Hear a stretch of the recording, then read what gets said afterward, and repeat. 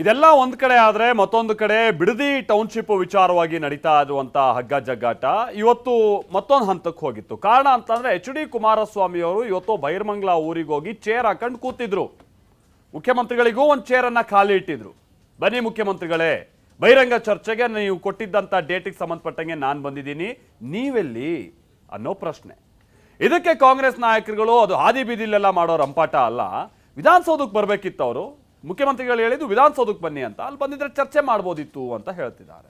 ಇದೆಲ್ಲದರ ನಡುವೆ ಇವತ್ತು ಯೋಜನೆಯ ಪರವಾಗಿರುವಂತ ಕೆಲವರು ಬಾವುಟಗಳನ್ನ ಪ್ರದರ್ಶಿಸಿ ಪ್ರತಿಭಟನೆಗೆ ಇಳಿದಂಥದ್ದು ಇದೆಯಲ್ಲ, ಆ ಬಿಡದಿ ಟೌನ್ಶಿಪ್ ವಿಚಾರವಾಗಿ ನಡೀತಾ ಇರುವಂತ ಹೋರಾಟ ಎಲ್ಲೋ ಒಂದ್ ಕಡೆ ಪ್ರಕ್ಷುಬ್ಧತೆ ಕಡೆ ತಿರುಗಿಬಿಡುತ್ತಾ ಅನ್ನುವಂಥ ಆತಂಕ ಹುಟ್ಟಿಸಿತ್ತು. ಬನ್ನಿ ಏನೇನಾಯ್ತು ಇವತ್ತು ನೋಡ್ಕೊಂಬೋಣ. ನನ್ನ ರೈತರ ಬಿಟ್ಟು ನಾನು ಚರ್ಚೆ ಮಾಡಕ್ಕೆ ಸಿದ್ಧ ಇಲ್ಲ. ಸಿಎಂ ಒಪ್ಕೊಳ್ತಿದ್ರೆ ಹೋಗವ್ರೆ ಅಂದ್ರೆ ನಾಟಕ ಹೋಗವ್ರೆ ಅಂತ ಆಯ್ತಾ. ಯಾಕೆ ಡಿ ಕೆ ಶಿವಕುಮಾರ್ ಕೈ ಎತ್ಕೊಂಡು ಪ್ರಾಜೆಕ್ಟ್ ಪಾರ್ಟಿ ಮಾಡ್ತಾ ಇದ್ದೀರಾ ನೀವು? ಏನು ಒಟ್ಟೂರಿ ನಿಮ್ಗೆ? ಪಂಥಾಭಾನ ಆಸನ ಕಾಯ್ದಿರಿಸಿ ಪಂಥಾಭಾನ.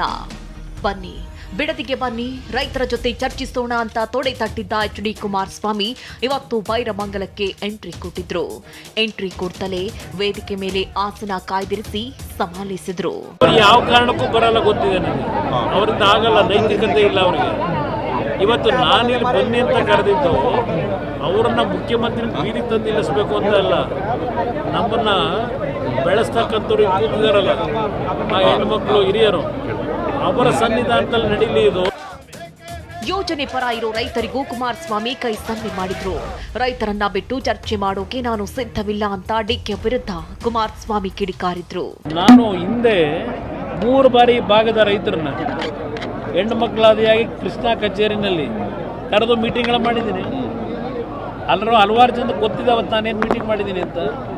ಕರೀರಿ ಎಲ್ಲಾರನ್ನು ಚರ್ಚೆ ಮಾಡೋಣ. ನನ್ನ ರೈತರ ಬಿಟ್ಟು ನಾನು ಚರ್ಚೆ ಮಾಡಕ್ಕೆ ಸಿದ್ಧ ಇಲ್ಲ. ಕರೀಲಿ, ನನ್ನ ವಿಧಾನಸೌಧದಲ್ಲ, ಅದು ಯಾವುದೋ ಕೃಷ್ಣಾ ಕಚೇರಿನೋ ಇದೆಯಲ್ಲ, ಎಲ್ಲೂ ನನಗೇನು ಪ್ರತಿಷ್ಠೆ ಇಲ್ಲ. ಬರಲಿ, ಎಲ್ಲರನ್ನೂ ಕರ್ಕೊಂಡು ಹೋಗೋಣ, ಚರ್ಚೆ ಮಾಡೋಣ. ಬೈರಮಂಗಲದಲ್ಲಿ ಮತ್ತೊಂದಿಷ್ಟು ಮಂದಿ ರೈತರು ಬಿಡದಿ ಯೋಜನೆ ಬೇಕು ಅಂತ ಪ್ರೊಟೆಸ್ಟ್ ಮಾಡಿದ್ರು. ರೆಡ್ ಝೋನ್ ಪಿತಾಮಹ ಕುಮಾರಸ್ವಾಮಿಗೆ ಧಿಕ್ಕಾರ ಅಂತ ಘೋಷಣೆ ಕೂಗಿದ್ರು. ಬಿಡದಿ ಟೌನ್ಶಿಪ್ ಮಾಡ್ತಾ ಇರೋದಕ್ಕೆ HDKಗೆ ಯಾಕೆ ಹೊಟ್ಟೆ ಉರಿ ಅಂತ ಯೋಜನೆ ಪರ ಇರೋ ರೈತರು ಸಿಡ್ತಿದ್ರು.